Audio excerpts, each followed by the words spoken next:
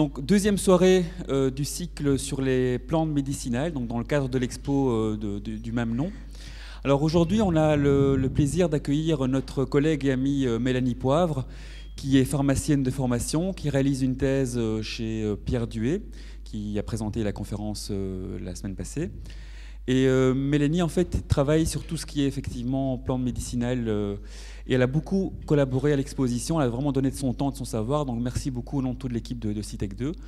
Et voilà, tu es ici chez toi. Bonne soirée à toutes et à tous. À tout à l'heure. Bonjour à tous. Merci Francesco pour le message et merci au CITEC de me donner la possibilité justement de vous présenter une conférence aujourd'hui. Merci à vous tous d'être venus si nombreux. Alors, vous m'impressionnez un peu, mais bon, c'est la première fois que je donne une conférence, donc voilà. L'usage très ancien des huiles essentielles est encore bien présent aujourd'hui, et ce, dans le monde entier. À ce jour, nous connaissons un réel regain d'intérêt pour ces huiles essentielles presque devenues tendance. Mais que sont finalement ces huiles essentielles? D'où proviennent-elles et quels sont leurs effets sur notre organisme? Nous tenterons d'y répondre dans cette conférence. Alors nous commencerons par une introduction lors de laquelle nous évoquerons différentes définitions qui seront nécessaires à la bonne compréhension de l'aromathérapie. Nous évoquerons aussi l'utilisation des huiles essentielles à travers le temps. Nous passerons ensuite aux méthodes d'extraction de ces huiles essentielles, leur composition, leurs indications et leurs applications thérapeutiques, ainsi que leur toxicité. Nous terminerons finalement par la conclusion. Alors commençons sans plus attendre. Les plantes, y compris les plantes aromatiques, sont utilisées depuis des milliers d'années. L'homme, poussé par son sens de l'intuition et son sens olfactif, a ainsi pu repérer les plantes capables de soulager ses maux et de satisfaire son appétit.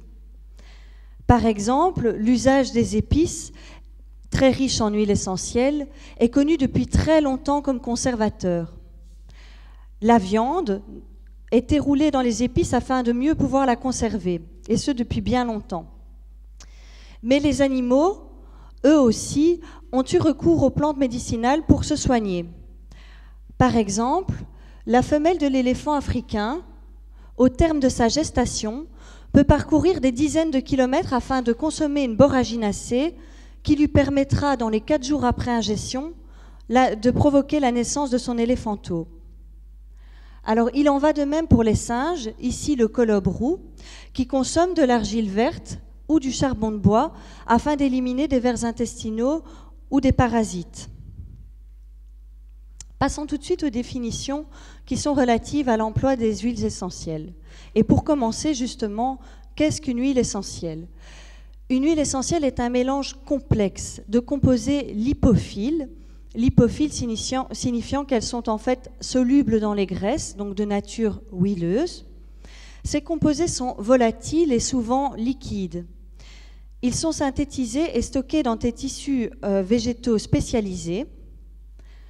Ce sont les huiles essentielles qui sont responsables de l'odeur caractéristique des plantes et elles sont extraites grâce à des procédés physiques.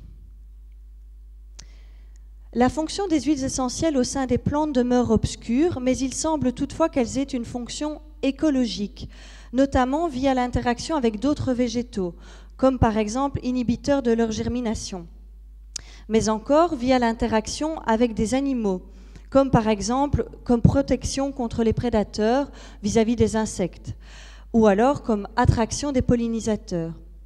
C'est notamment cette interaction avec les animaux, et notamment avec les insectes, qui est mise à profit, par exemple, dans les potagers.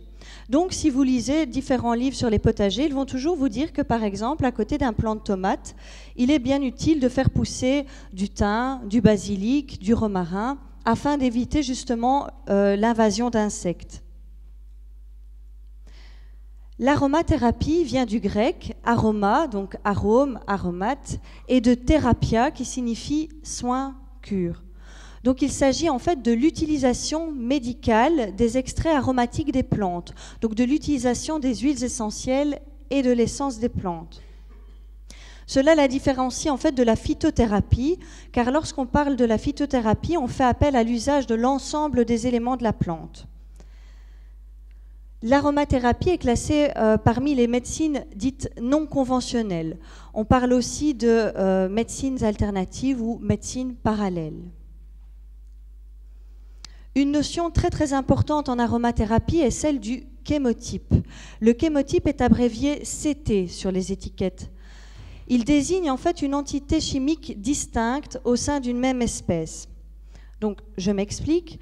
Les huiles essentielles présentent des variations chimiques et génétiques en fonction des influences de leurs écosystèmes, c'est-à-dire en fonction de l'altitude, de l'humidité, de l'ensoleillement, de la photopériode. Prenons par exemple l'amande poivrée. Eh bien, pour l'amande poivrée, la photopériode, justement, donc l'alternance jour-nuit, a une influence sur le rendement de l'huile essentielle. Des jours longs et des nuits tempérées vont augmenter le rendement en huile essentielle et vont aussi modifier sa composition qualitative, c'est-à-dire qu'elles vont avoir une influence sur la production de manteaux furanes. Pour les plantes appartenant au genre citrus, donc par exemple les citrons, les oranges, eh bien là, la teneur en huile essentielle sera d'autant plus élevée que la plante va pousser à une température élevée.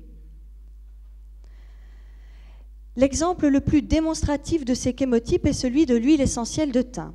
Donc si on prend le thym, une espèce, le Thymus vulgaris, il existe 6 chémotypes différents. Nous les voyons ici sur la diapositive. Donc le chémotype thymol, carvacrol, géraniol, linalol, thuyanol et terpinéol. Cela signifie donc par exemple pour le chémotype thymol que l'on va retrouver en quantité plus importante, donc prédominante, la molécule thymol. Prenons à nouveau cet exemple du chémotype thymol. Eh bien, c'est la variété la plus répandue de thym. Pourquoi ? Parce qu'il pousse dans la majorité des climats.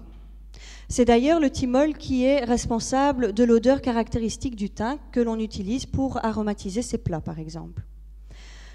Le chémotype carvacrol, quant à lui, est plus spécifique des zones arides et des zones sèches. Les chémotypes linalol et géraniol sont plutôt fréquents en altitude, donc en montagne, et dans des zones plus fraîches. Les deux derniers chémotypes sont quant à eux moins fréquents. Alors finalement, cette variation dans la composition et ces chémotypes, ils vont avoir une influence sur l'activité de l'huile essentielle. C'est-à-dire que si l'on prend les chémotypes thymol et carvacrol, vous pouvez les voir ici, ils ont des structures chimiques avec un cyclophénol, c'est-à-dire un cyclobenzène avec un OH, vous pouvez le voir ici, donc ils sont chimiquement très semblables. Et ces deux chémotypes, ils vont présenter, de par justement cette structure phénolique, une activité antibactérienne très très puissante. Mais attention, parce que justement, cette structure phénol, elle est aussi responsable de dermocausticité. Ça veut dire que c'est irritant pour la peau et pour les muqueuses. Donc, l'application d'huile essentielle de thym à thymol ou à carvacrol pure sur les muqueuses ou sur la peau peut entraîner de graves irritations. Tandis que si nous prenons les chémotypes thuyanol, linalol et géraniol, là, ils présentent une activité bactéricide moins importante que les deux premiers chémotypes, mais une activité bactéricide tout de même. Par contre, ils sont nettement moins dermocaustiques et donc nettement moins irritants pour la peau. Le dernier chémotype, le terpinéol, est moins représentatif de l'huile essentielle de thym, étant donné que nous pouvons également le retrouver dans l'huile essentielle de romarin, mais également dans l'huile essentielle de lavande. Et il présente lui aussi une activité antiseptique alliée à une activité anti-inflammatoire. Voilà pour l'exemple du thym. Parmi les espèces végétales, nous considérons 10% seulement comme étant aromatiques. Alors les principales familles concernées sont les suivantes, donc les apiacées, pour lesquelles nous retrouvons le fenouil, le cerfeuil et l'anis étoilé par exemple, les astéracées pour lesquelles nous retrouvons l'huile essentielle de camomille, les lamiacées pour lesquelles nous retrouvons la lavande, le basilic, la menthe, les lauracées pour lesquelles nous retrouvons la cannelle, la rose et l'avocat, les myrtacées pour lesquelles nous retrouvons par exemple l'eucalyptus et le clou de girofle, et finalement les rutacées pour lesquelles nous retrouvons les agrumes, donc par exemple l'orange et le citron, mais également la rue ici. il n'est pas rare de voir sur le marché des huiles essentielles pour lesquelles l'organe producteur, l'origine géographique ou, voire pire, l'origine botanique ne sont pas spécifiés avec toute la rigueur souhaitée. En effet, les noms communs des plantes varient d'un pays à l'autre, varient d'une langue à l'autre, d'une communauté à l'autre, alors que le nom scientifique de la plante est mondialement et officiellement reconnu. Je vous montre un exemple pour que vous compreniez l'importance. Prenons l'origan. L'origan, il est aussi appelé marjolaine sauvage ou grande marjolaine, donc déjà différents noms communs. De plus, s'agit-il de l'origan d'Espagne, du Mexique, de Turquie ou de Grèce, étant donné que le nom origan fait référence à différentes espèces. Vous pouvez le voir ici de par leur nom latin.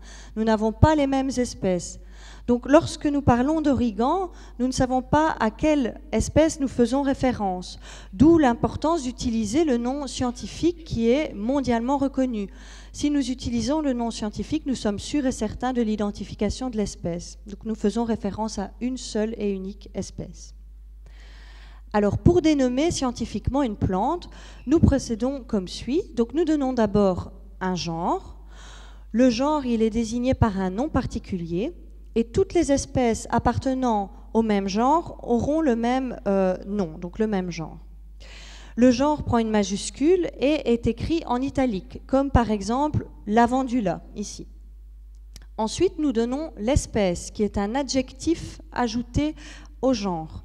Nous parlons aussi d'épithète spécifique. L'espèce ne prend pas de majuscule et elle est également écrite en italique. Donc vous voyez ici Lavandula angustifolia.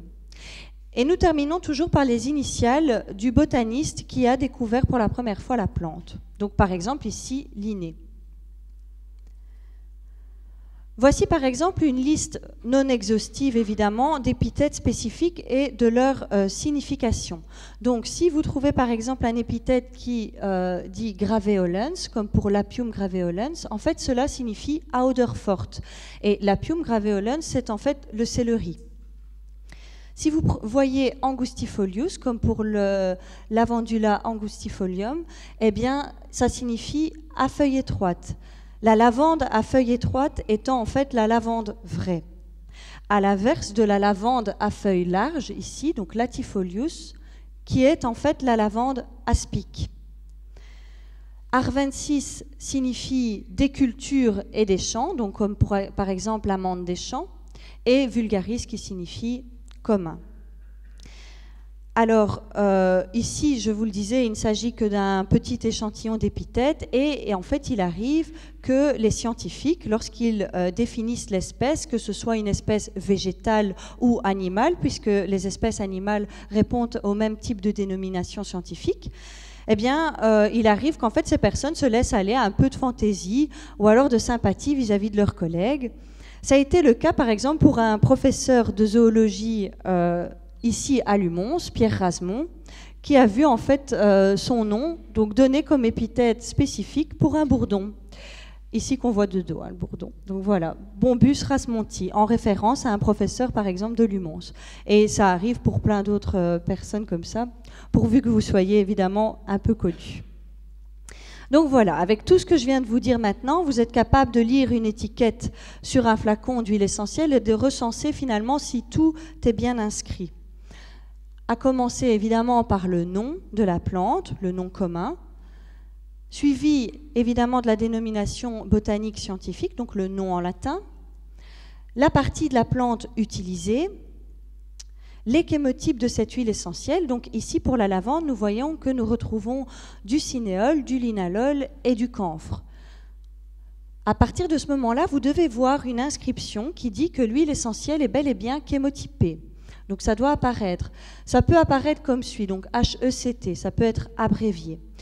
Et donc là, vous êtes sûr que vous avez une huile essentielle qui est botaniquement et chimiquement définie. Donc vous savez de quelle espèce il s'agit et ce que l'on retrouve dedans. Alors passons maintenant à l'histoire de l'utilisation de ces huiles essentielles, étant donné qu'en fait l'utilisation des huiles essentielles, elle date depuis bien avant notre ère. Donc tout d'abord en Égypte ancienne, vers 4500 avant Jésus-Christ, nous avons retrouvé des papyrus qui témoignaient de l'existence des plantes de vie. À l'époque, c'était appelé comme ça. Leur utilisation à l'époque, elle était sacrée, étant donné que la médecine, elle s'attachait à toutes sortes de croyances en la magie, en les symboles. Et à l'époque, les huiles essentielles étaient principalement utilisées donc, dans le domaine de la médecine, dans les cosmétiques, la parfumerie, mais surtout dans les embaumements et la momification. Alors, en Chine aussi, les Chinois font avancer les connaissances dans le domaine du grand public, étant donné qu'il y a la parution d'un ouvrage qui s'appelle le Pensao, qui a été rédigé par l'empereur Chen Nong donc en 2800 avant Jésus-Christ. Et cet ouvrage, il recense en fait toutes sortes de plantes à huile essentielle et leurs utilisations. Donc, dans le Pensao, nous retrouvons par exemple l'anis, le curcuma, le gingembre ou la cannelle. Bien plus tard, Confucius, que l'on voit ici, donc un célèbre philosophe chinois, rédigera le traité de la chambre à coucher, dans lequel il insistera sur l'importance de l'utilisation des huiles essentielles, notamment pour l'harmonie sexuelle dans un couple. Alors, avant que quelqu'un ne se lance pour me poser la question de quelle huile essentielle s'agit-il, il parlait en fait de l'huile essentielle de gingembre. Comme ça, vous le savez. Alors ensuite, les Mayas et les Aztèques, eux aussi, ont recours à l'utilisation des plantes médicinales et notamment des plantes aromatiques. Ils utilisent surtout le bois de haut et le sassafras. En Grèce, lors de l'épidémie de peste qui a sévi à Athènes, Hippocrate, que nous voyons ici, donc Hippocrate, vraiment le père de la médecine, a prescrit de grands feux de genévrier, de cèdre, de bois odoriférants et de plantes aromatiques. Tout cela pour finalement éradiquer cette épidémie de peste. Alors, à l'époque, en Grèce, les huiles essentielles sont également beaucoup utilisées dans la parfumerie. De par justement l'influence de la Grèce sur l'Empire romain, les Romains, eux aussi, sont très friands de l'utilisation des huiles essentielles et notamment l'utilisation des épices. Alors, Dioscoride, que nous voyons ici, au 1er siècle après Jésus-Christ, c'est un médecin aussi, va rédiger un ouvrage qui s'appelle De Materia Medica, dans lequel il recense plus de 500 plantes médicinales, notamment des plantes aromatiques, en codifiant à chaque fois leurs usages et l'usage de l'eau médicinale, justement. Dans l'Empire perse aussi, nous avons ici Avicenne, qui est un médecin perse, et lui, en fait, c'est le premier à décrire la distillation à la vapeur d'eau d'une plante pour obtenir l'huile essentielle. Il a travaillé notamment sur l'extraction de l'huile essentielle de rose. Alors justement, nous voyons ici le dessin d'un alambic, parce que nous allons l'expliquer par après dans les méthodes d'extraction. Vous allez voir que cette technique, elle est encore utilisée actuellement. Donc elle nous vient directement de l'Empire perse. Alors au début du Moyen-Âge en Europe, les plantes aromatiques et les plantes sous forme d'huile essentielle ne sont que très très peu utilisées. Et il faut en fait attendre après les croisades et justement la rencontre de l'Empire perse et du monde arabe pour voir ici les développements des techniques de distillation. Alors en Europe, le premier à la décrire est Arnold Villanova de Bachuon. Il va décrire pour la première fois l'extraction par distillation de l'huile essentielle de térébenthine et de romarin. À la Renaissance, en Europe, par contre, là, les huiles essentielles connaissent vraiment un essor très très important. Nous voyons d'ailleurs le métier de gantier parfumeur naître en France. Alors, pour vous donner une idée, quand même, ces gantiers parfumeurs, ils ont le monopole de la vente à cette époque en France. Donc, c'est vraiment quelque chose de très en vogue, les huiles essentielles. À cette même époque, nous voyons apparaître les premiers diffuseurs à huile essentielle. À l'époque, ces diffuseurs étaient appelés pommandés, étant donné que leur forme sphérique rappelait celle d'une pomme. Alors ici, je vous ai mis un exemple de diffuseur.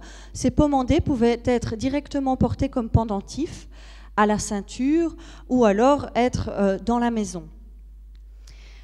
La diffusion, elle était surtout utilisée afin évidemment de désinfecter les maisons et les personnes, surtout en période de peste. Donc, en fait, à l'époque, en épidémiologie, il y a ce qu'on appelle la théorie des miasmes.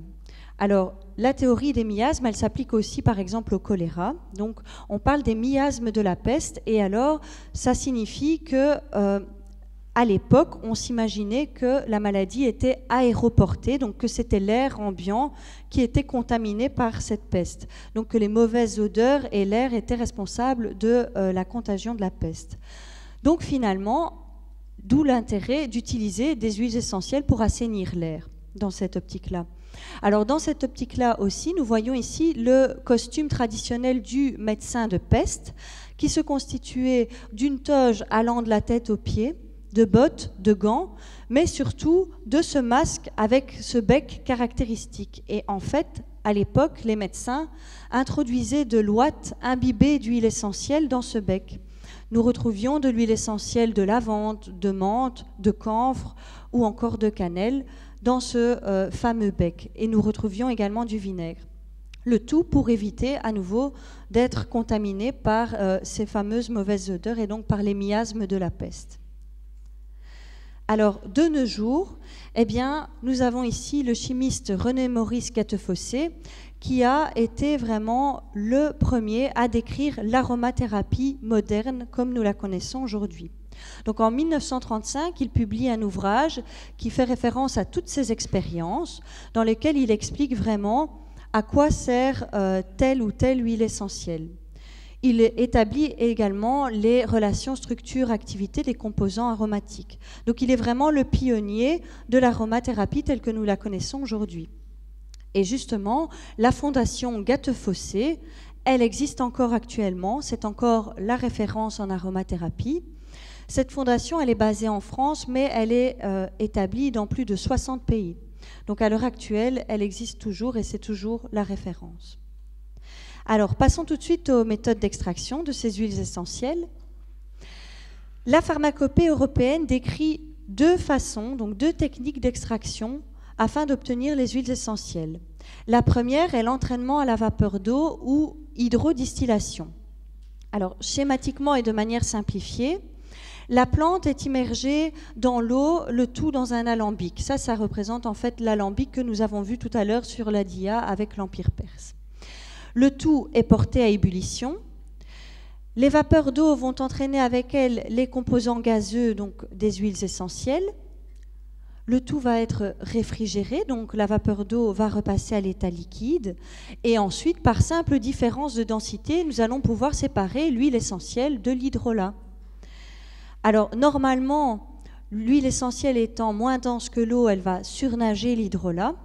Mais il se fait qu'il y a quand même 3 exceptions à cette règle, étant donné que l'huile essentielle de cannelle, de clou de girofle et de sassafras sont plus denses que l'eau, et dans ce cas-là, ça va être l'inverse, ils vont se retrouver ici en dessous et l'hydrolat au-dessus. Mais de manière générale, donc, nous retrouvons toujours l'huile essentielle au-dessus. Alors voilà comment ça se passe de manière industrielle. Donc vous voyez la taille des alambics, évidemment, qui est beaucoup plus importante. La deuxième technique d'extraction qui est recommandée par la pharmacopée européenne est l'expression mécanique. L'expression mécanique consiste à briser mécaniquement les poches à essence qui sont contenues dans le zeste, donc dans le péricarpe des agrumes. Le produit que nous obtenons n'est pas totalement volatile et il peut être appelé essence ou huile essentielle.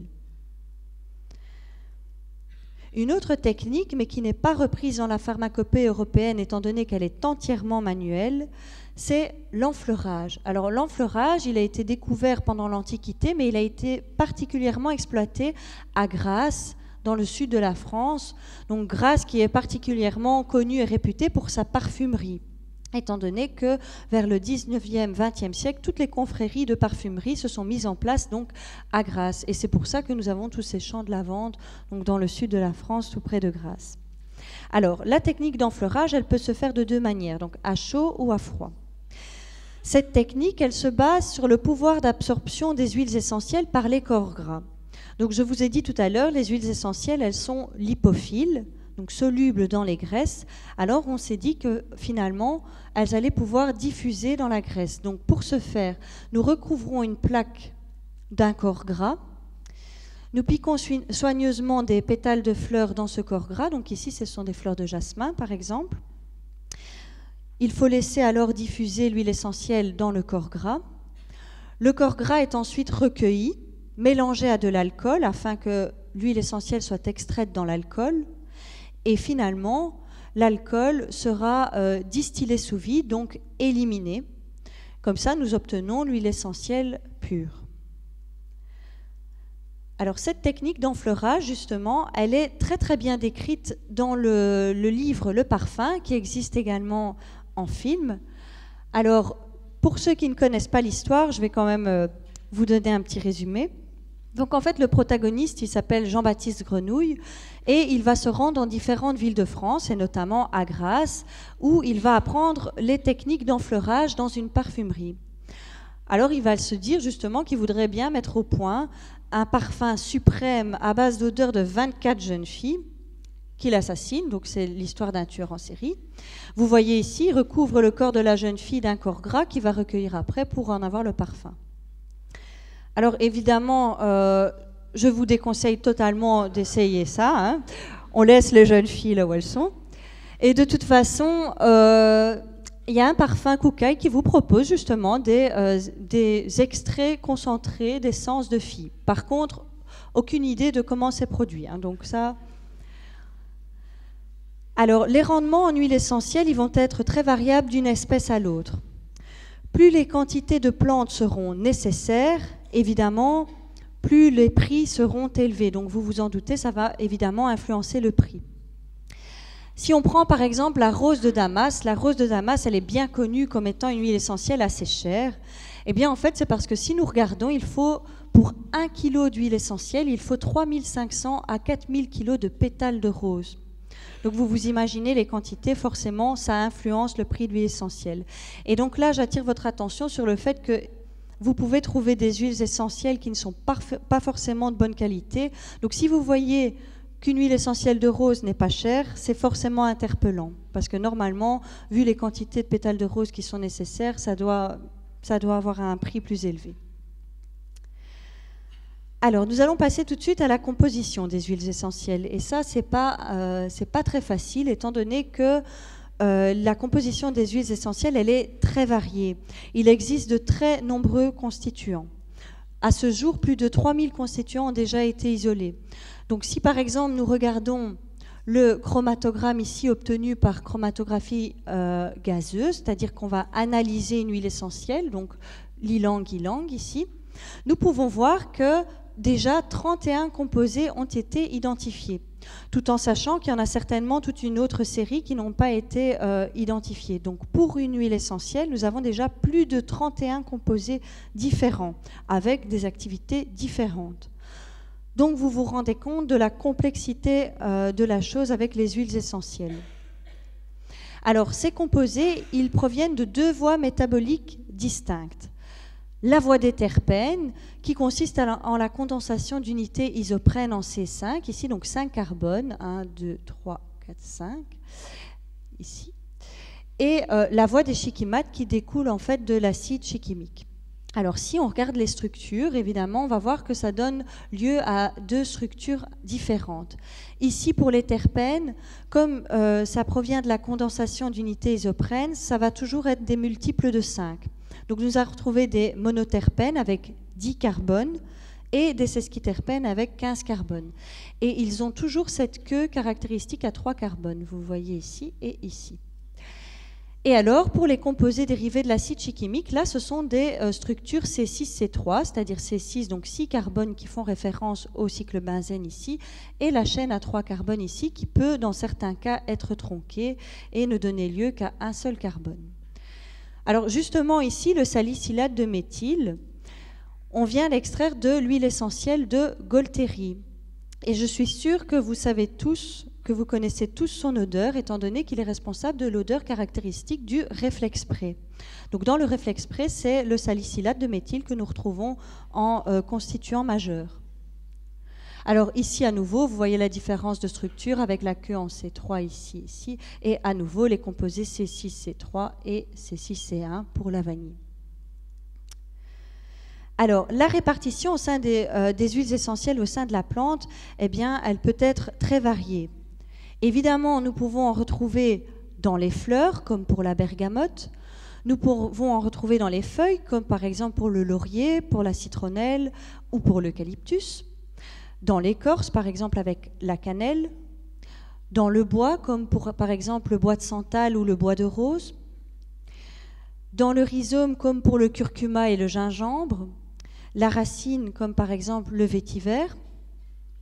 Dans les fruits, comme par exemple pour l'orange, le citron. Et finalement, dans les graines, comme pour la muscade. Alors ici, il s'agit évidemment d'un schéma, c'est-à-dire que si nous voulons une huile essentielle de bois, nous n'allons pas forcément la récolter en hiver, d'accord ? Et il peut s'agir évidemment non pas d'un arbre, mais de toute autre espèce botanique. Donc ceci n'est qu'un schéma. Alors, si tous les organes d'une même espèce peuvent renfermer une huile essentielle, évidemment, la composition, elle va être très différente. Alors, prenons l'exemple de l'orange amère. Si nous utilisons le zeste, nous allons obtenir l'huile essentielle d'orange amère ou l'essence de curaçao. Si nous utilisons maintenant la fleur, dans ce cas-là, nous obtiendrons l'essence de néroli. Et si finalement nous utilisons les feuilles, nous allons obtenir l'essence de petits grains de bigaradier. Alors finalement, 3 huiles essentielles différentes, donc forcément activités différentes.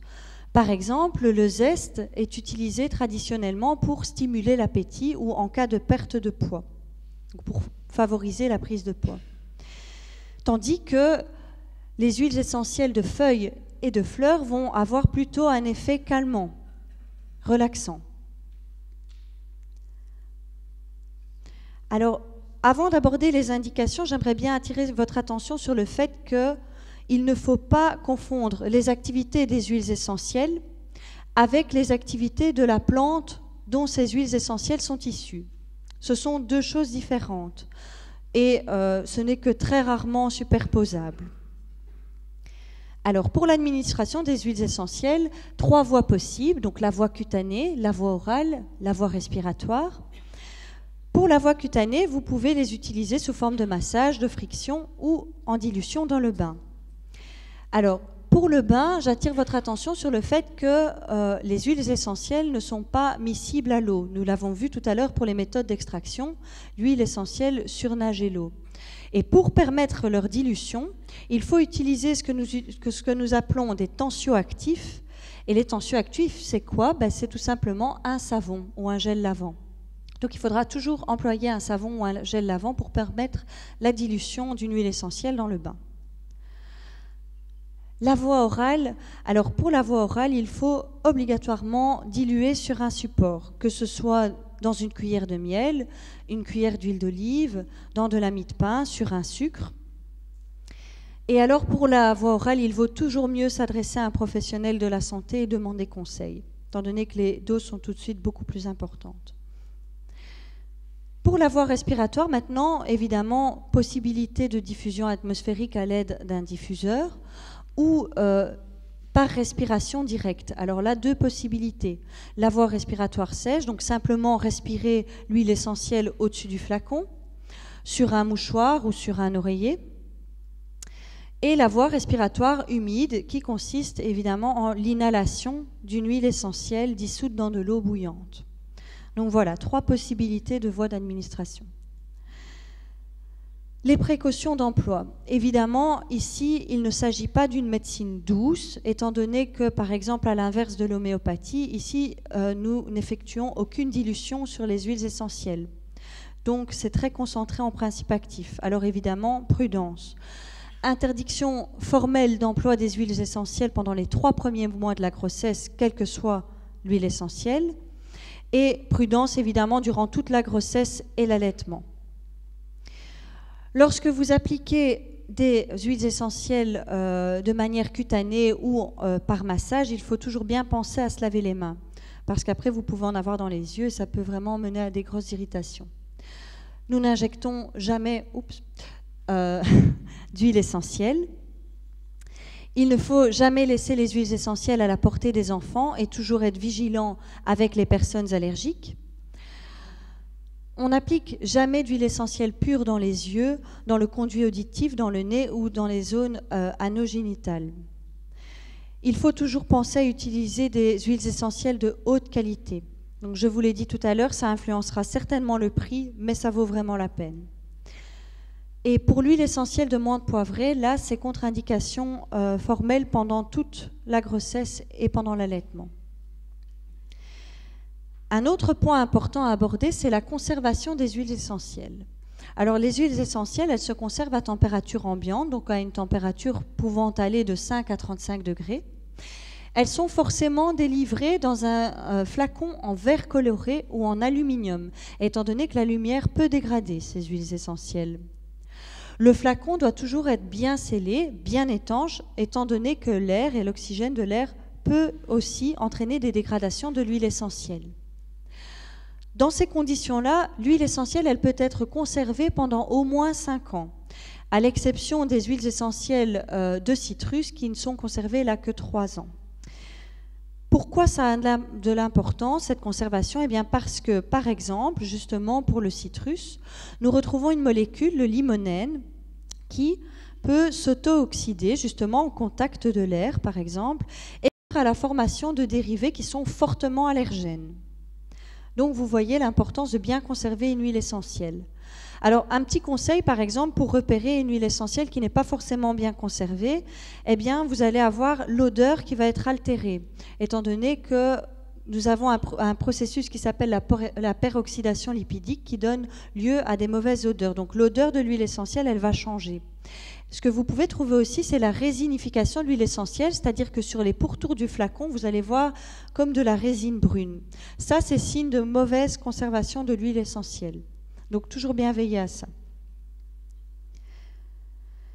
Alors, nous l'avons vu, beaucoup de composés différents, beaucoup de constituants différents pour une même huile essentielle, donc forcément des activités très différentes. Je vous remontre ici, donc à nouveau, vous voyez le nombre de composés avec à chaque fois des activités différentes. Alors finalement, les phytothérapeutes, face à ça, ils se sont demandé comment ils allaient pouvoir simplifier et essayer de rationaliser l'utilisation des huiles essentielles. Alors pour ce faire, ils ont défini 4 grands champs d'action.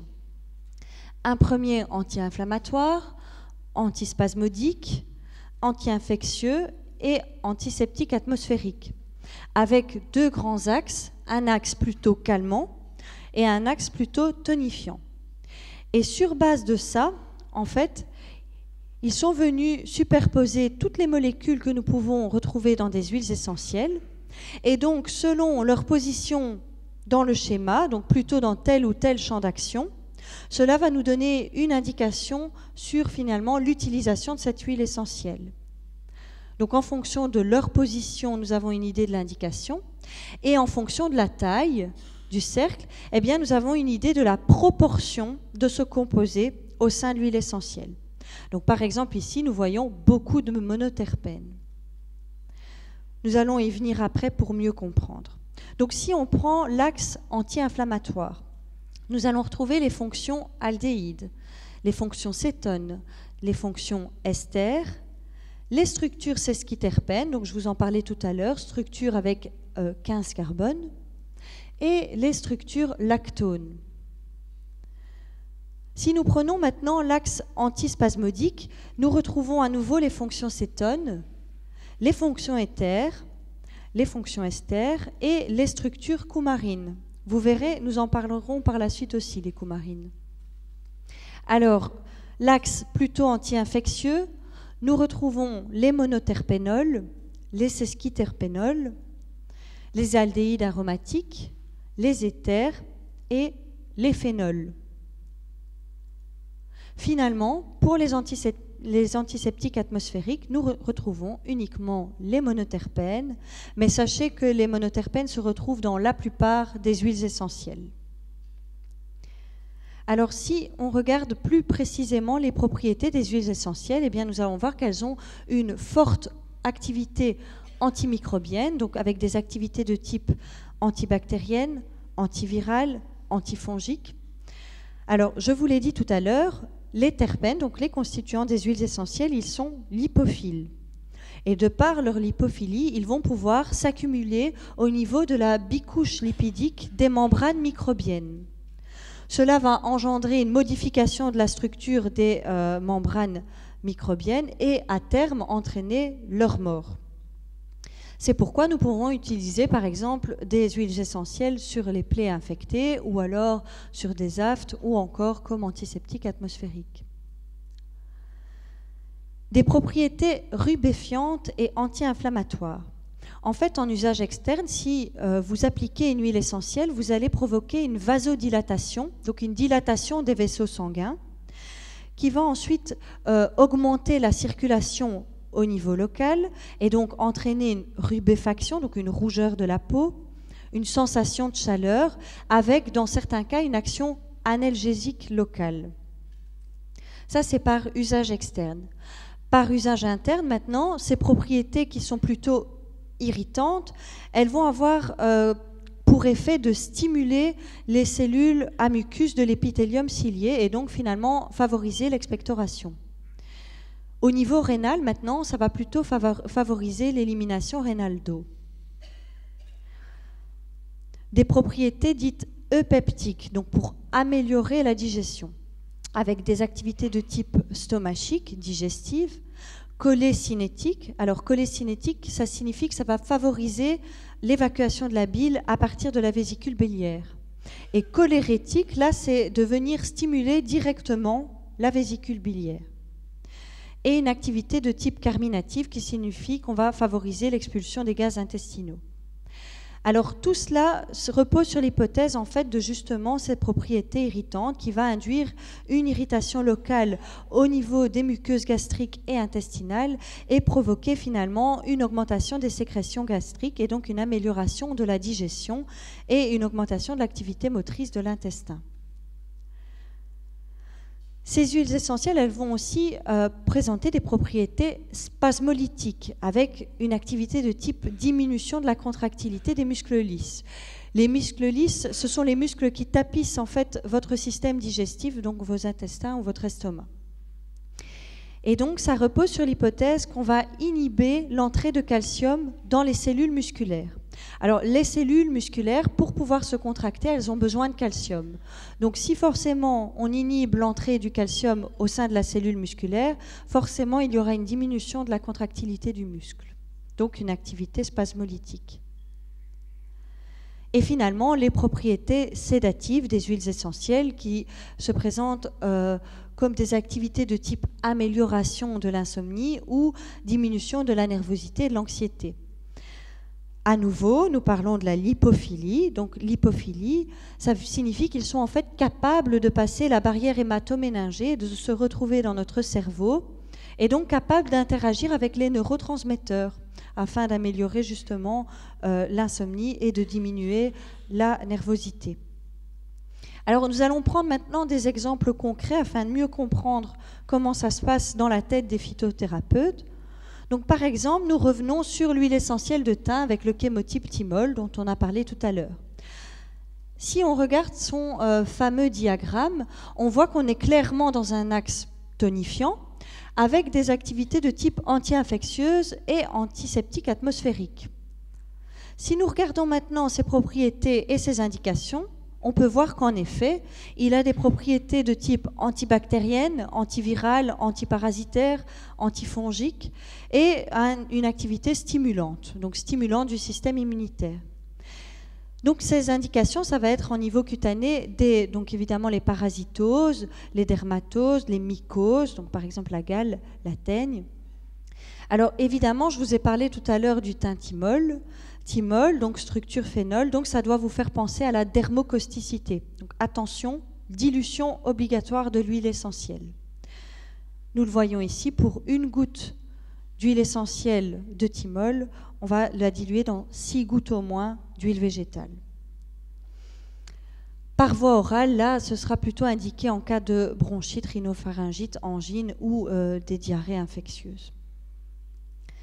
Si nous regardons maintenant l'huile essentielle de camomille. Alors, la camomille, on regarde son diagramme, on se trouve dans un axe clairement calmant, avec des activités de type plutôt anti-inflammatoire et antispasmodique. Donc si nous regardons maintenant les propriétés et les indications, nous voyons qu'en effet, on a une activité anti-inflammatoire et surtout, principalement calmante au niveau du système nerveux central. Donc vous le savez certainement, la camomille, elle est surtout utilisée en cas de stress, d'anxiété, de choc nerveux ou d'insomnie. Donc vous le voyez, de par les composants, on peut voir qu'en effet, c'est indiqué dans ces problèmes-là. Si nous prenons maintenant l'huile essentielle de lavande, la lavande vraie, là nous regardons, nous avons une activité clairement anti-infectieuse et anti-inflammatoire et antispasmodique. Eh bien, la lavande, c'est vrai, elle est connue pour ses propriétés cicatrisantes et régénératrices, mais également pour ses activités antimicrobiennes.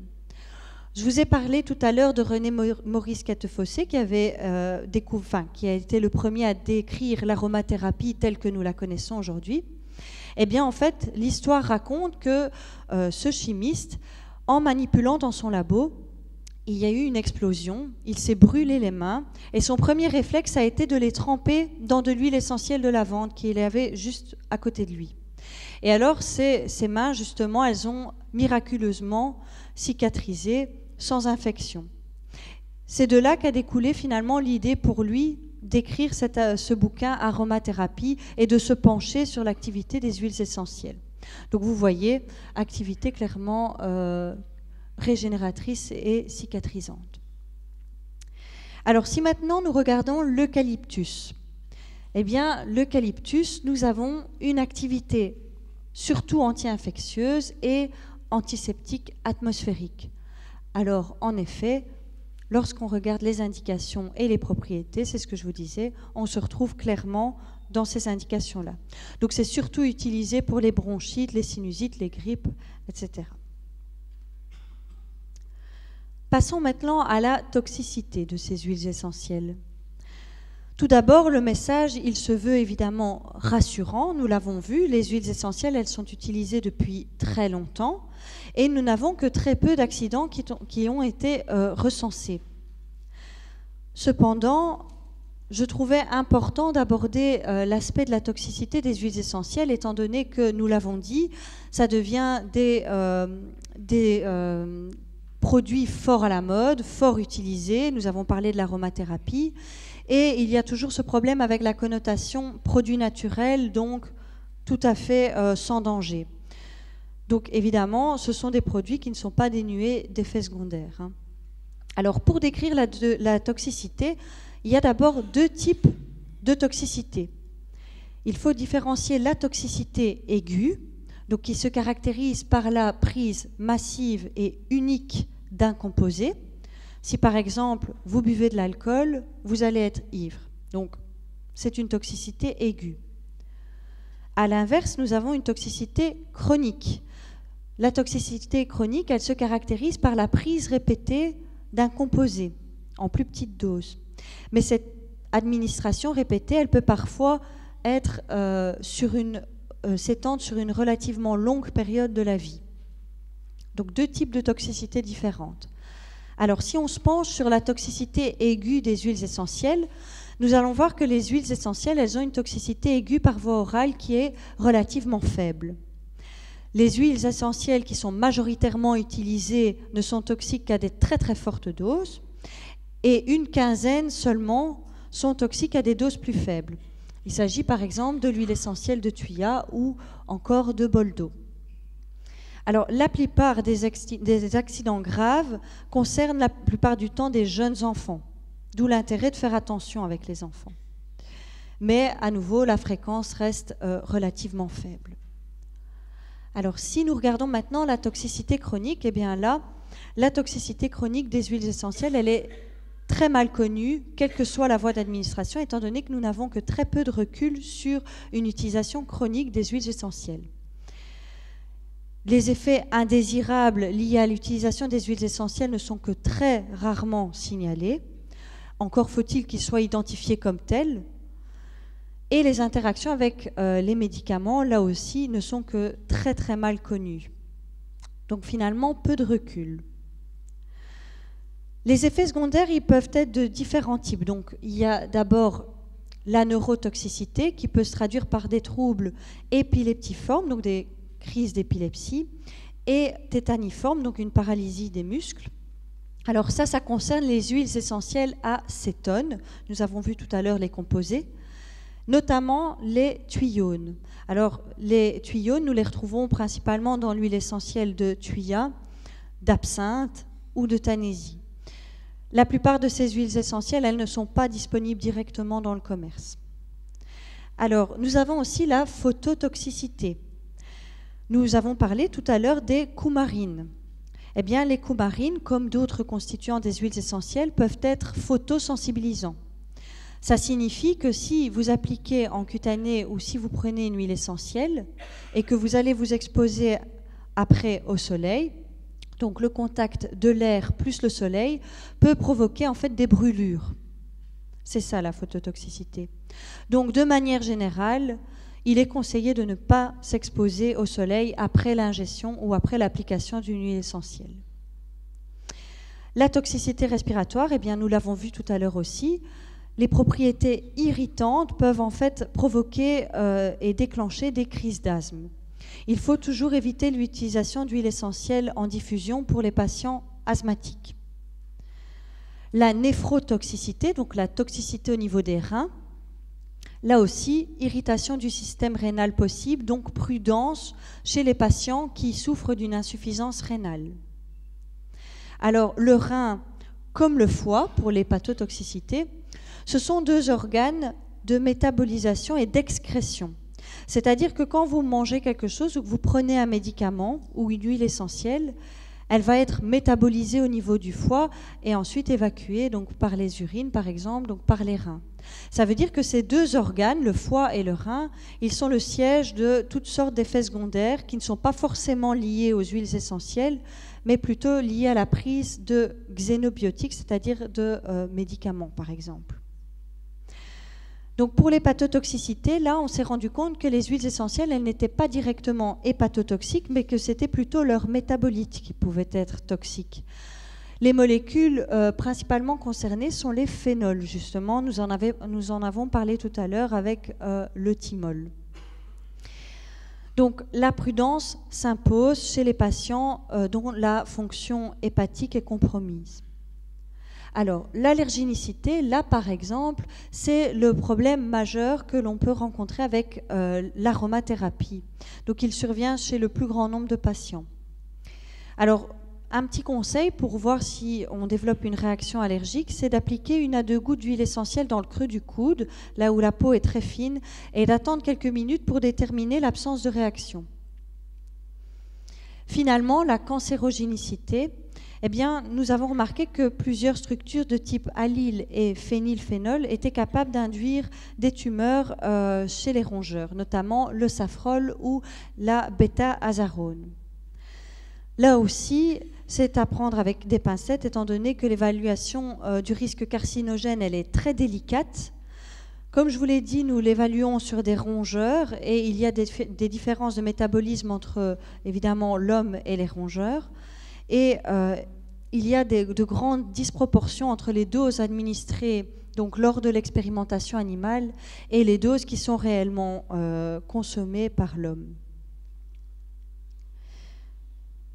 Finalement, mythe ou réalité, parce que c'était la question qui était posée initialement, eh bien, les mythes occupent une place importante dans l'histoire de la médecine et dans l'histoire de la recherche.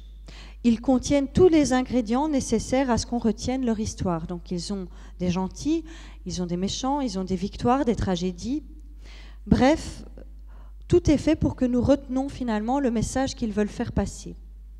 Alors, évidemment, les huiles essentielles, elles aussi, leur histoire comporte toutes sortes de mythes, étant donné qu'évidemment, elles ont une longue utilisation derrière elles.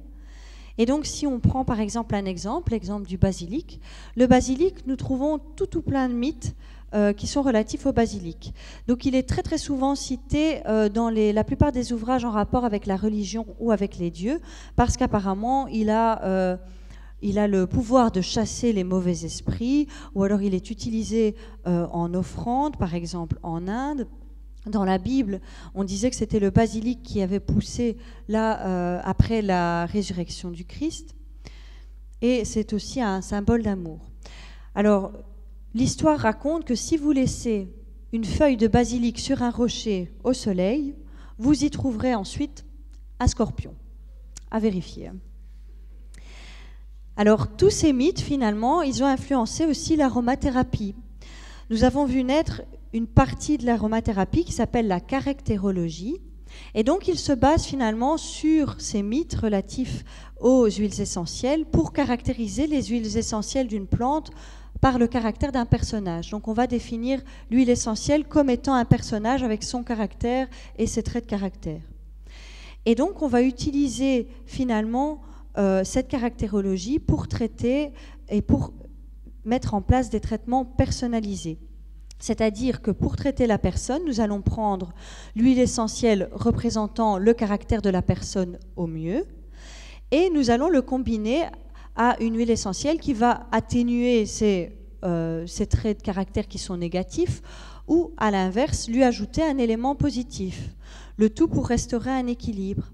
Alors tout cela fait grandement penser à la théorie des humeurs qui avait été à la base évoquée par Hippocrate. Et donc, si on prend un échantillon ici d'exemple d'huile essentielle, bien, nous pouvons regarder que le basilic, il va être synonyme d'amour. Ça va être quelqu'un qui va avoir plein d'élan affectif. La cannelle, là, ce sera un individu qui est plutôt intelligent, mais très vaniteux.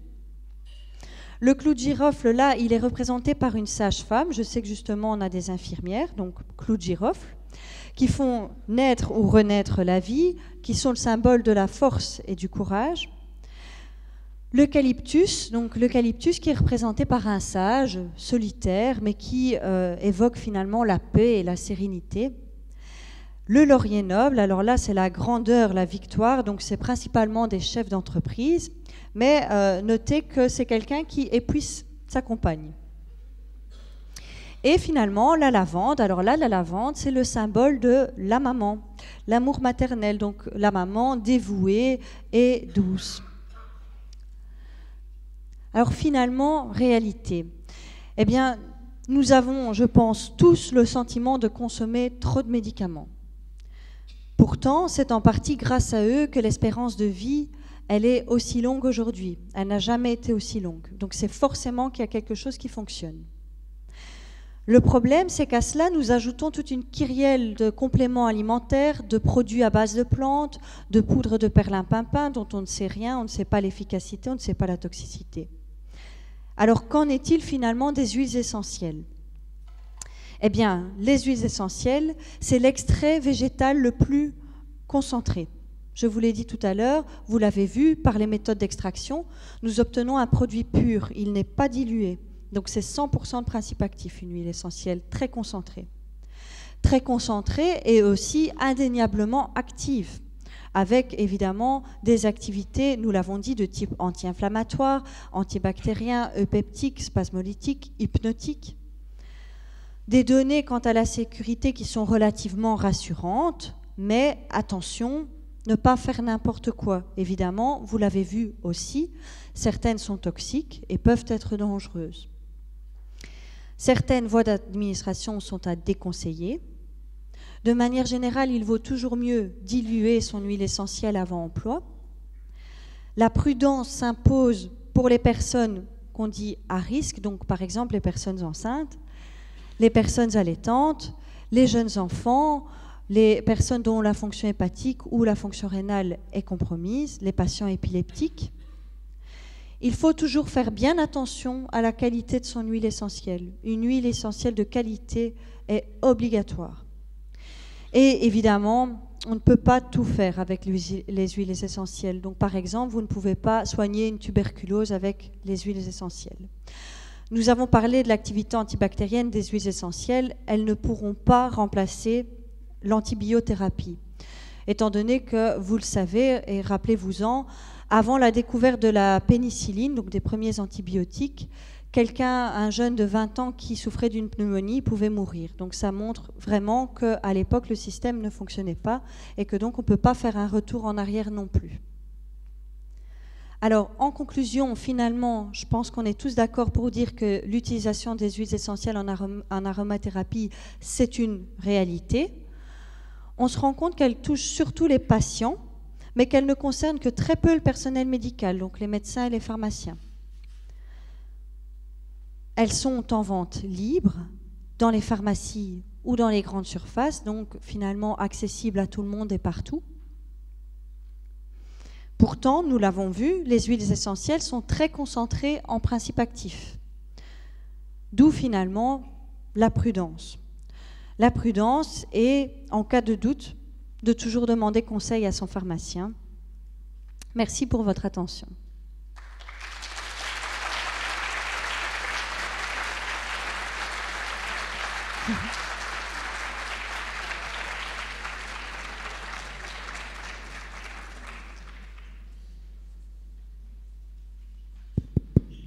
Voilà, pour ta première conférence, Oui. on va passer à la première séance de questions. Alors, Ouais. qui se lance? Oui.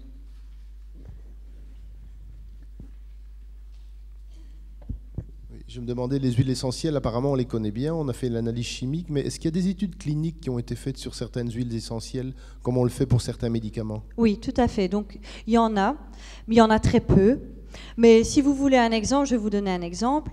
Par exemple, l'huile essentielle de lavande a été étudiée notamment pour ses effets sur le système GABAergique.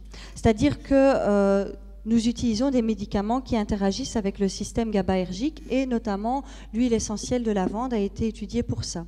Maintenant, je l'ai dit aussi tout à l'heure dans la toxicité, on essaie d'étudier de plus en plus la toxicité de ces huiles essentielles et finalement leur effet à long terme en cancérologie par exemple. Donc il y a des études, mais il y en a très peu.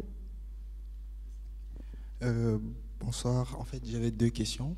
La première, j'aimerais savoir quelle était la différence entre les huiles essentielles et les huiles végétales et si les huiles végétales avaient aussi des propriétés traitantes comme les huiles essentielles.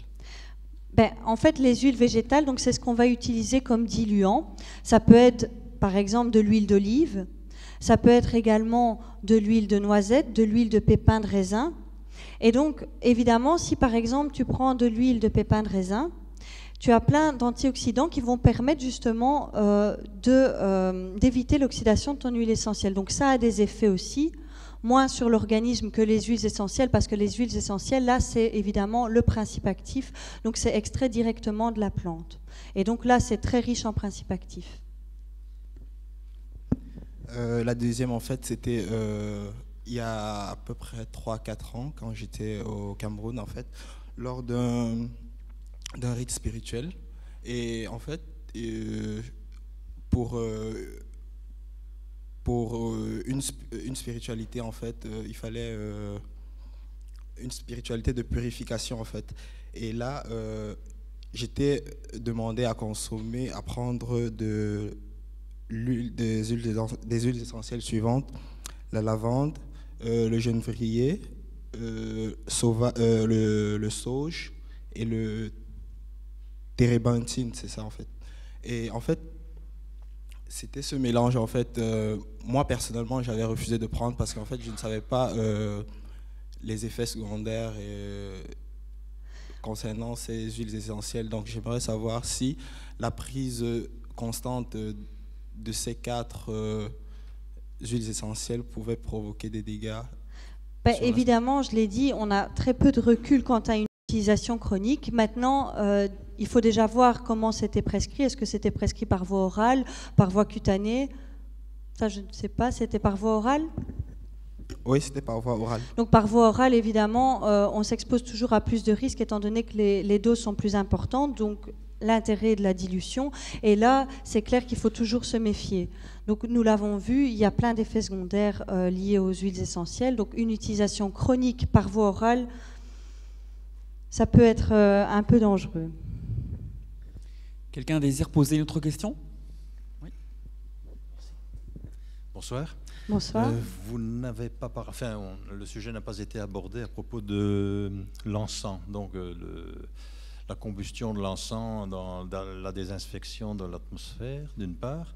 Et alors, une deuxième question, la différence entre huile essentielle, essence et extrait fluide. Merci. Bon, alors, pour l'encens, c'est vrai, j'en ai pas forcément parlé, j'ai pas forcément non plus parlé des épices, etc. Mais évidemment, les huiles essentielles, nous pouvons les retrouver sous différentes formes. Alors, la différence entre les essences et huiles essentielles, ben, ça vient du fait que les essences, ce sont principalement ce qu'on extrait par expression mécanique. Ça concerne principalement les agrumes, donc le péricarpe des agrumes.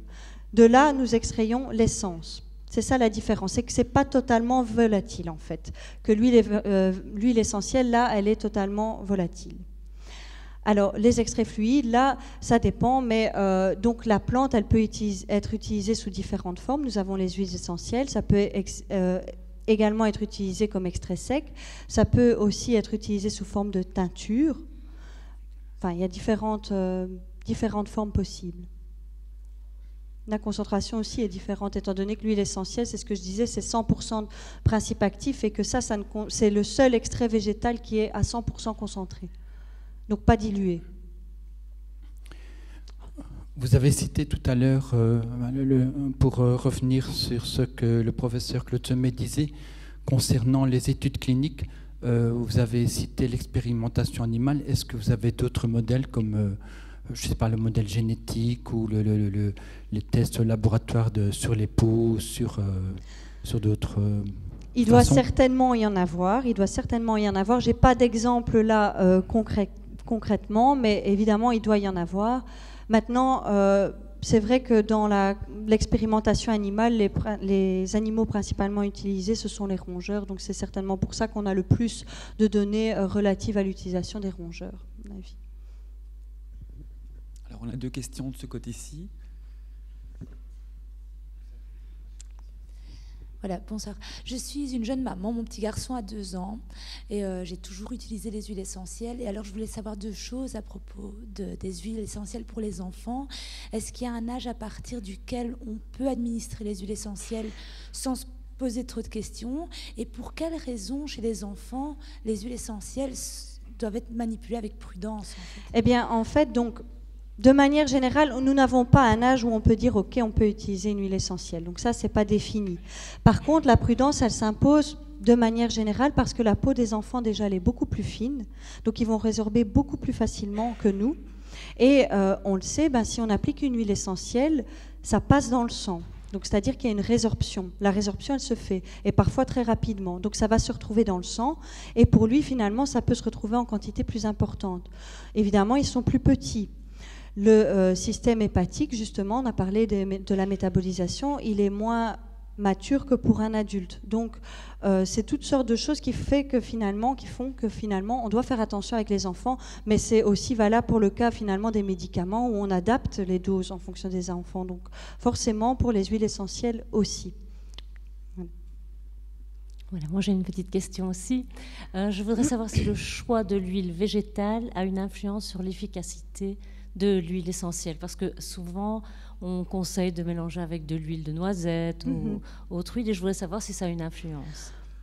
Je pense, maintenant c'est à vérifier, que ça n'a pas vraiment d'influence étant donné que c'est juste utilisé pour diluant, donc pour favoriser finalement et pour éviter l'application directe sur la peau. Donc la résorption, elle va se faire, c'est ce que je disais, la résorption va se faire. Maintenant, il y a des huiles végétales qui sont plus à conseiller que d'autres.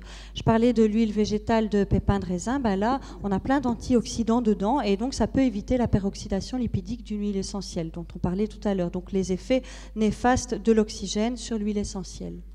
Mais maintenant, on aura quand même une résorption. Bonsoir. Juste une toute petite question. Quand on mélange les huiles essentielles pour en faire des cosmétiques ou autre chose, est-ce qu'elles perdent un peu leurs propriétés ou alors elles sont tout à fait stables? Alors ça, on ne peut jamais réellement répondre à la question, étant donné que ce soit avec des médicaments ou avec des huiles essentielles, évidemment, à partir du moment où on associe différentes molécules, ou on associe différentes plantes, ou alors qu'on associe différents médicaments, il y a toujours le risque, évidemment, qui est soit une potentialisation, donc une augmentation de l'effet, avec parfois une augmentation du risque d'effet secondaire, ou alors, à l'inverse, une inhibition de l'effet, donc une diminution. Donc ça, c'est toujours le risque auquel on s'expose quand on utilise différentes huiles en même temps. Bonsoir. Bonsoir. Tout d'abord, félicitations pour cette présentation, elle est très bien faite. Merci, c'est Je voulais vous demander si vous pensiez, pour l'instant les huiles essentielles sont vendues sans prescription médicale. Est-ce que vous pensez que c'est à remettre en question?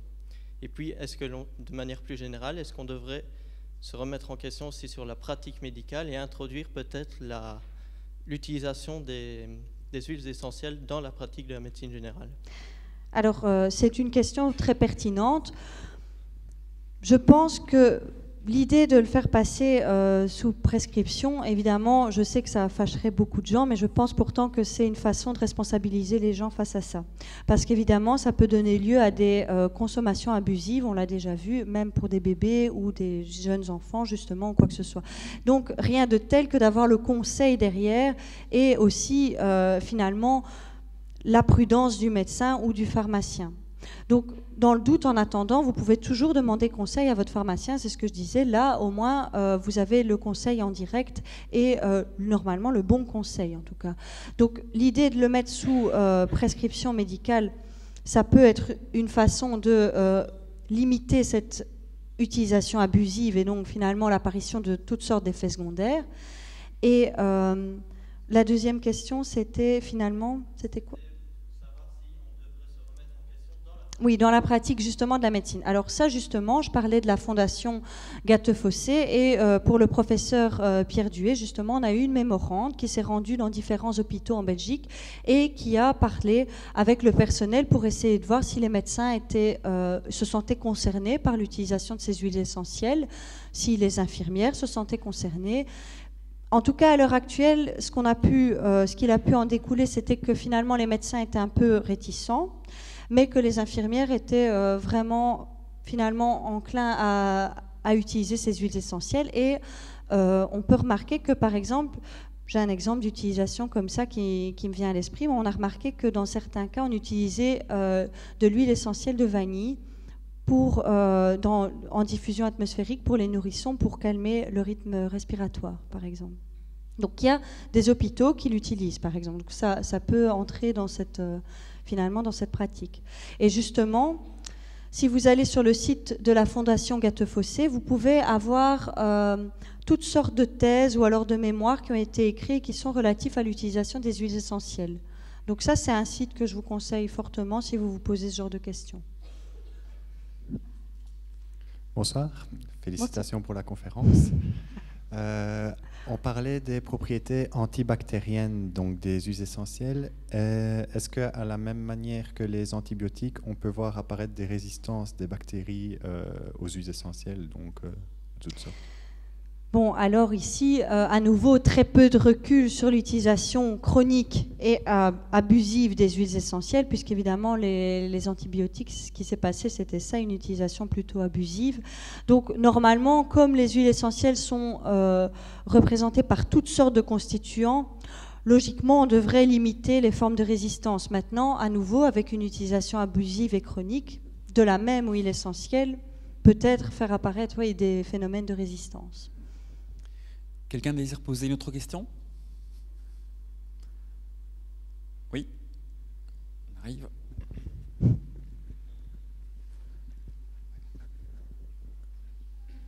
Merci. Bonsoir, donc Bonsoir. félicitations pour la présentation. C'est gentil.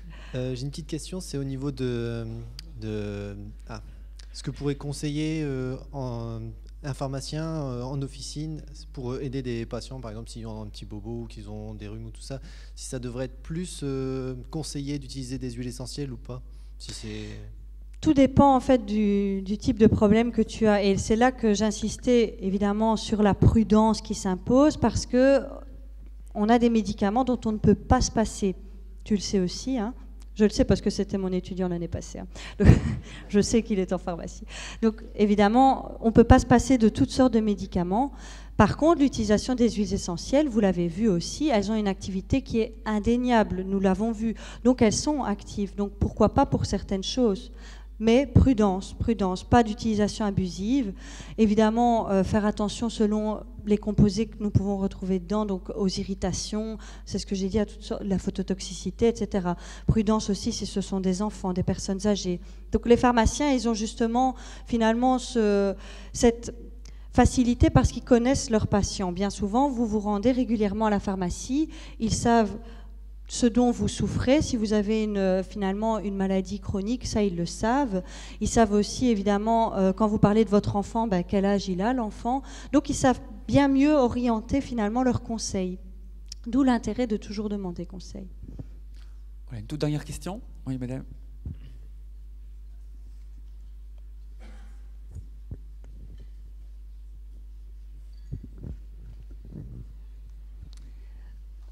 Vous avez parlé pour choisir une huile essentielle du prix, qui est une référence. Mais à part ça, et quels sont les risques? Est-ce qu'il y a des circuits malhonnêtes? Bien sûr. Évidemment, vous vous en doutez, les huiles essentielles, on l'a dit, c'est à la mode. Donc forcément, il y a toutes sortes de procédés qui se mettent en place pour finalement frauder un peu là-dessus. Il y a des techniques qui sont ma foi, pas trop grave. Donc, par exemple, on peut réutiliser l'hydrolat. Donc, ce qu'on avait obtenu, on a obtenu l'huile essentielle et l'hydrolat. On peut réutiliser l'hydrolat pour réextraire l'huile essentielle, comme ça, il était déjà saturé. Ça, bon, passe encore, mais par contre, il y en a qui finalement, qui mélangent l'huile essentielle et qui la diluent. Alors, veillez toujours à regarder. Bon, normalement, si vous prenez certaines firmes en pharmacie, ça, vous devez vous limiter les risques, mais si vous en achetez et que vous ne savez pas forcément l'origine, regardez toujours si vous n'avez pas de phases différentes, de précipités, puisqu'une huile essentielle, c'est un seul composé, donc normalement, pas de phases différentes, pas de précipités et pas de... Ça, déjà, à l'œil nu, on peut le voir. Oui. Non, le flacon, il n'est pas totalement opaque, hein, il est en vert brun. Donc, généralement, s'il y a des précipités, on peut le voir, ça, par exemple. Mais ça doit interpeller. Donc, évidemment, le prix, c'est vrai que parfois, on paie plus cher, mais ça vaut la peine si c'est une huile essentielle de qualité. Le mieux, en fait, c'est de prendre, évidemment, des produits qui sont vendus en pharmacie ou quoi, où là, déjà, on a au moins un moindre contrôle là-dessus. Voilà, dernière réflexion. On arrête là, commentaire. Ok, alors avant de remercier Mélanie, je vous informe sur la suite des événements. Donc pour tout ce qui concerne les plantes, les équipes vont faire relâche pendant les vacances de printemps, donc l'expo ne sera pas accessible dans les 2 semaines qui viennent. Par contre, tout reprend à la rentrée, notamment avec la prochaine conférence du cycle. C'est Valérian Bunel qui viendra nous parler de la phytothérapie en médecine traditionnelle chinoise. Ça, c'est pour le jeudi 14 avril. Même lieu, même endroit. Non, même lieu, même endroit, oui, on s'est compris. La fatigue est là. Même lieu, même heure. Et ensuite, les visites guidées de l'exposition reprennent donc le dimanche 17 avril à 14h et 15h30. Visite guidée gratuite sans réservation. Sur ce, je vous souhaite des bonnes vacances si vous en prenez. Et merci beaucoup, Mélanie. C'était super.